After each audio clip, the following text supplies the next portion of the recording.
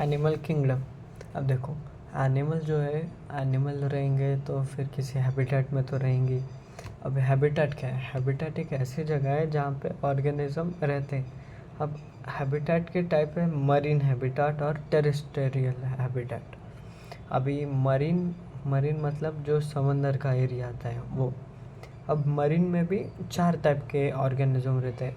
पहला बेंथिक, दूसरा प्लैंक्टोनिक, तीसरा नेक्टन और फोर्थ पेलाजिक। ठीक है, पहला बेंथिक, प्लैंक्टन, नेक्टन, पेलाजिक। अब बेंथिक ऐसे एनिमल है जो सी के फ्लोर पे रहते हैं, मतलब एकदम सी के पास, ऐसे नीचे उसके ग्राउंड पे। उसके एग्जांपल है स्टारफिश जो एकाइनोडर्म्स में आता है, और कोरल्स। ठीक है, फिर प्लैंक्टोनिक एक मतलब ऐसा एनिमल जो सी के सरफेस पे, मतलब जहाँ पे पानी रहता है ना वहाँ पे ही फ्लोट करते रहता है। उसके एग्जांपल है जू प्लैंक्टन। ठीक है, फिर नेक्टन आता है। नेक्टन एक एक्टिवली स्विमिंग एनिमल, मतलब जो ऊपर भी नहीं रहता है नीचे भी नहीं रहता है, वो ऐसे स्विमिंग करते रहता है, जैसे कि फिशेस आ गई, शार्क आ गया ऐसे। फिर पेलाजिक ऐसा एनिमल जो ओपन सी में, मतलब खुला जो ऐसा सी रहता है ना, बड़ा सी, उसके अंदर फाउंड होने वाले एनिमल्स, जैसे कि जेलीफिश। ठीक है, फिर ये हो गया मरीन के बारे में। अब आ गया टेरेस्टेरियल एनिमल्स। अब उसमें भी बहुत टाइप है, जैसे कि एरियल में मतलब ऐसे एनिमल जो अपना ज़िंदगी का मोस्ट ऑफ टाइम हवा में बिताते हैं, जैसे कि बर्ड्स हो गया, और बैट यानी चमगादड़। तो फिर ये मोस्ट ऑफ द टाइम अपने ज़िंदगी का हवा में बिताते हैं, इसलिए उनको एरियल एनिमल बोला गया। फिर एम्फीबियन में एम्फी मतलब डुअल। ठीक है, डुअल मतलब दो। फिर एम्फीबियन एक ऐसा एनिमल है जो लैंड और वाटर दोनों में रह सकते हैं। एग्जांपल उसके फ्रॉग्स हो गया, टोड्स हो गया, एक्सेट्रा, बहुत सारे आते हैं। और फिर आ गया फोसोरियल। अब फोसोरियल एक ऐसा एनिमल है जो डिगिंग के, मतलब एडेप्ट कर लिया उन्होंने खुद को डिगिंग करने के। तो फिर एग्जांपल है उसके अर्थवर्म। फिर आता है कर्सोरियल एक ऐसा एनिमल है जो रनिंग के लिए अडेप्ट हो गया, मतलब उसमें पहले रनिंग करने के लिए उतना अच्छा वो ग्रो नहीं था, मतलब उसका जमता नहीं था, पर वो समय के साथ अडेप्ट हो गया और फिर वो रनिंग की, मतलब रनिंग कर सकता है, जैसे कि कॉकरोच। ठीक है, फिर स्कैंसोरियल एक ऐसा एनिमल है जो क्लाइम करने के लिए, मतलब चढ़ने के काम में, मतलब चढ़ने के लिए अडेप्ट हो गया। वो पहले नहीं कर सकता था, अब कर सकता है। एग्जाम्पल है लिजार्ड। और एक है जो अडेप्ट फॉर क्लाइंबिंग, मतलब वो कैसा, लिजार्ड वाला जो स्कैंसोरियल है वो कहीं पे भी दीवार पे, पेड़ पे ऐसे चढ़ने के लिए है। फिर दूसरा जो है आर्बोरियल, वो अडेप्ट फॉर क्लाइंबिंग या फिर ट्री ड्वेलिंग, मतलब ऐसे एनिमल जो ज़्यादातर टाइम ऐसे ट्री पे रहते हैं, जैसे कि स्क्विरल हो गया, मंकी हो गया, एक्सेट्रा। फिर क्रेपस्क्यूलर एक ऐसा एनिमल जो सिर्फ रात के वक्त निकलते बाहर, जैसे कि बैट, आउल ऐसे, मतलब रात के अंधेरे में, जैसे ट्विलाइट, मतलब ऐसे चांद के रोशनी में। फिर और आते हैं सेडेंटरी एक, मतलब सेडेंटरी से पहले सबस्ट्रेटम मतलब देखो, अभी अगर ये एक ये मतलब एक अटैच होने के लिए जगह है, अगर वहाँ पे कोई ऑर्गेनिज्म आके रहने लगा, अगर वो परमानेंट रहा, मतलब एक बार रहा तो फिर निकलना ही नहीं, तो फिर उसको बोलते हैं सेसाइल। और अगर वो परमानेंट, या फिर अगर वो लीव कर दिया, मतलब थोड़ी देर में लीव कर दिया, तो उसको बोलते हैं सेडेंटरी। ठीक है, फिर कॉलोनियल मतलब कॉलोनी, देखो ऐसे animal which live in group, ऐसे कॉलोनी में रहते हैं। ठीक है, फिर ग्रेगरियस का नीट में 2 बार क्वेश्चन आ चुका है। फिर ग्रेगरियस मतलब बड़ा ग्रुप, कॉलोनियल भी एक ग्रुप ही है, पर ग्रेगरियस बहुत बड़ा ग्रुप। एग्जांपल देखो, कॉलोनियल में आ गए 1000 एनिमल्स, ठीक है, पर ग्रेगरियस में आ गए 10 लाख ऐसा। ग्रेगरियस का एग्जांपल है लोकस्टा। फिर आ गया 2 एनिमल, होमियोथम और पॉइकिलोथम। होमियोथम मतलब ऐसे एनिमल जो अपने बॉडी का टेम्परेचर रेगुलेट कर सकते हैं, जैसे कि ह्यूमंस, वो अपने बॉडी का टेम्परेचर रेगुलेट करते हैं स्वेटिंग से। और पॉइकिलोथम मतलब जो रेगुलेट नहीं कर सकते, जैसा एग्जांपल है फ्रॉग्स। अब ठीक है, फिर फ्रॉग्स अभी वो मतलब धूप को सहन नहीं कर सकते, फिर इसलिए वो टेम्परेचर रेगुलेट नहीं करते, तो वो पॉइकिलोथर्म में आ गए। फिर बाद में आता है हाइबरनेशन और अस्टाइवेशन। हाइबरनेशन मतलब तो विंटर स्लीप, जैसे भालू करता है, मतलब पूरा विंटर वो सो के रहते हैं।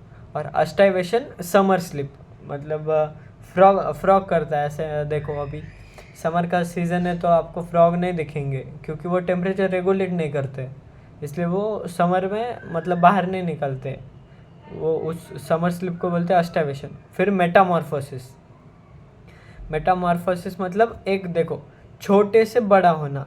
देखो अभी पहला मतलब जब बटरफ्लाई रहती है, वो पहले ऐसा कैटरपिलर रहती है, और फिर ग्रेजुअल धीरे धीरे धीरे वो बड़ी बटरफ्लाई बनती है, तो वो प्रोसेस को मेटामॉर्फोसिस बोलते हैं। अब क्लासीफाई, एनिमल को क्लासीफाई करने के लिए बहुत सारे स्टेप्स है। पहला है अरेंजमेंट ऑफ सेल, मतलब देखो अभी सेल अरेंजमेंट कैसा रहता है।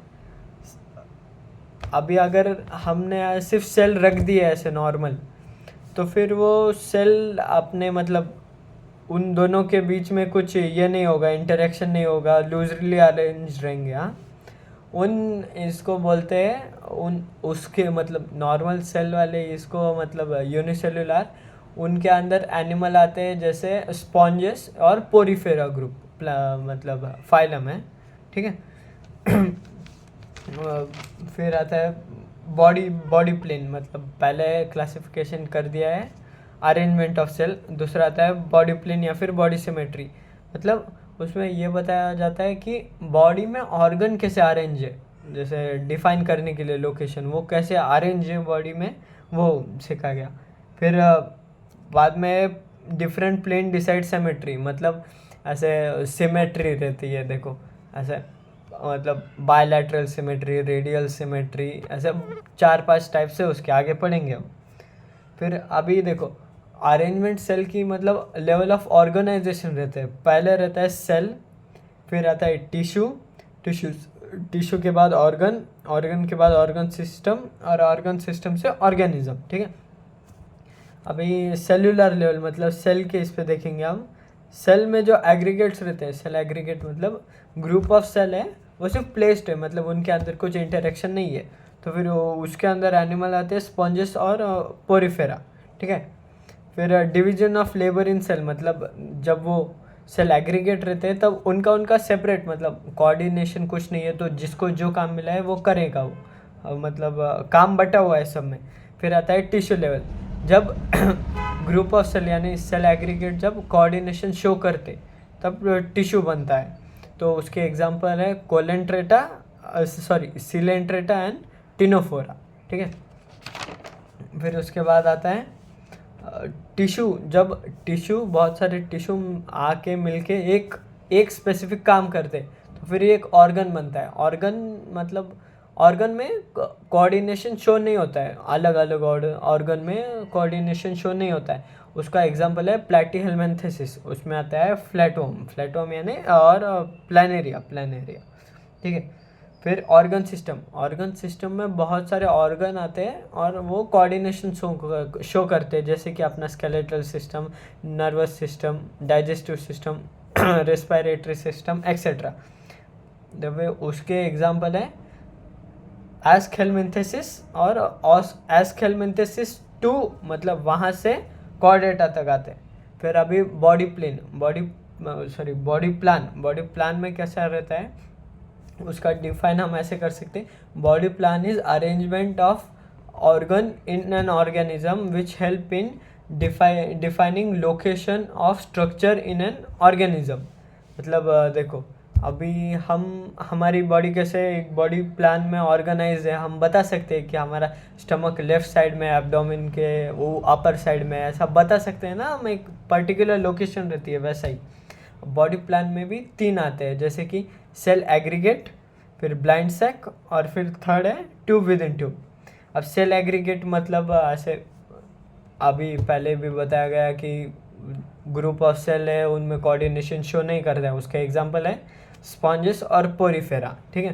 फिर दूसरा है ब्लाइंड सैक। ब्लाइंड सैक का एग्जांपल देखो हम, अभी ब्लाइंड सैक क्या रहता है, जिसका सिर्फ एक ही ओपनिंग हो, जैसे हमारा बॉटल ले लो, वाटर बॉटल, तो वाटर बॉटल को सिर्फ एक ही ये रहता है, ओपनिंग रहता है, जहाँ से कुछ भी अंदर जाता है कुछ भी बाहर जाता है। तो फिर ऐसे एनिमल जिनमें सिर्फ एक ही ओपनिंग हो, जहाँ से इंजेशन भी हो और ईजेशन भी हो, मतलब वो खाना अंदर भी ले सकते वहाँ से और बाहर भी फेंक सकते। तो फिर उन एनिमल्स को मतलब blind sac body plan organisation रहती है उनमें, उनके एग्जाम्पल है प्लेटीहेल्मिन्थेसिस, ठीक है। और उनका जो एलिमेंट्री कैनल है वो इनकम्प्लीट बोलते हैं क्योंकि उसमें एक्सक्रीटरी ऑर्गन नहीं है, ठीक है। फिर बाद में आता है tube with in tube body plan. अब इसमें क्या रहता है, अभी आप अपने एक पेन को समझ लो, अपना पेन का एक कवर रहता है और उसके अंदर रिफिल, रुको,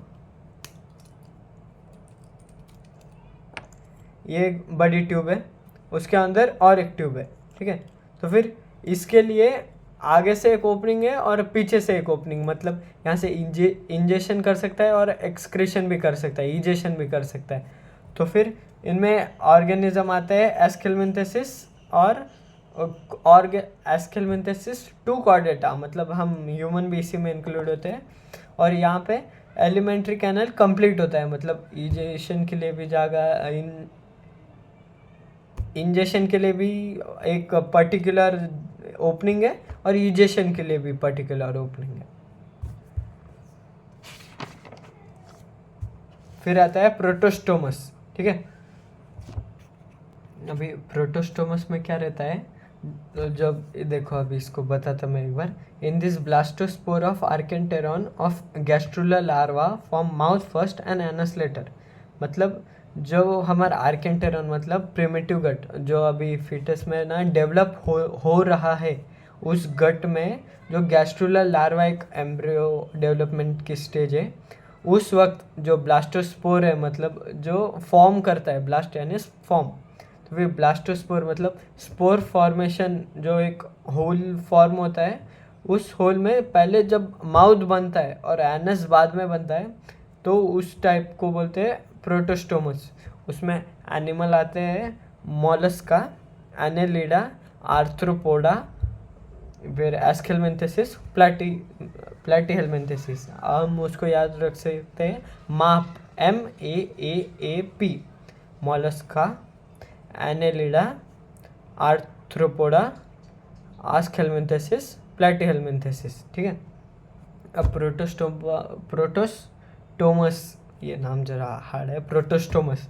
तो फिर उसमें क्या रहता है, वापस एक बार बता दो, रिवाइज कर दो। प्रोटोस्टोमस में जो मतलब प्रिमिटिव गट है, जो अपना एलिमेंट्री कैनल का पार्ट है, उस साइड में जब अपना गैस्ट्रल लार्वा स्टेज रहता है, उसके वक्त जब माउथ फर्स्ट डेवलप होता है, एनस बाद में डेवलप होता है, उसको बोलते हैं प्रोटोस्टोमस। एग्जाम्पल क्या है, माप यानी कि मोलस्का, एनेलिडा, आर्थ्रोपोडा, एस्केलमेंथेसिस आणि प्लैटीहेल्मिन्थेसिस, ठीक है।